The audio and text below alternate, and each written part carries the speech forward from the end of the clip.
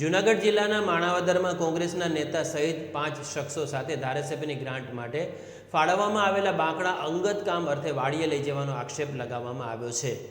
આક્ષેપને પગલે સ્થાનિક રાજકારણમાં ગરમાવો આવ્યો છે। જૂનાગઢ ભાજપના આગેવાન જીવાભાઈ મારવાડિયાએ કિશોર જાટકિયા સહિતના 5 શખ્સોના નામ આપ્યા છે, જેમાં તેઓએ ધારાસભ્યની ગ્રાન્ટમાંથી બાંકડા અંગત કામ માટે વાડીએ મૂક્યા હોવાનું જણાવ્યું છે અને મોડી રાત્રિના ફરિયાદ દાખલ નહીં થતાં ધારાસભ્ય જવાહરભાઈ ચાવડા અહીં દોડી આવ્યા હતા અને ત્યારબાદ ફરિયાદ દાખલ કરવામાં આવી હતી।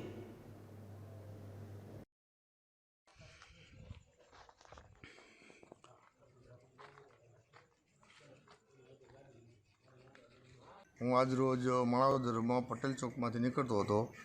રસ્તામાં મને એક ટ્રેક્ટર સામે મળ્યું। ટ્રેક્ટરમાં જોયું તો અહીંના ધારાસભ્ય અને કેબિનેટ મંત્રી જવાહરભાઈ ચાવડાના જે એની ગ્રાન્ટમાંથી જે આખા વિસ્તારમાં મૂકેલા બેન્ચું એટલે બાંકડા જેને કે એ ટ્રેક્ટરમાં ભરાઈને જતા હોય એ વ્યવસ્થામાં હું પહેલાં જ હતો, એટલે મને ખબર કે આ બાંકડા કઈ જગ્યાએ હતા ને ક્યાં જાય છે।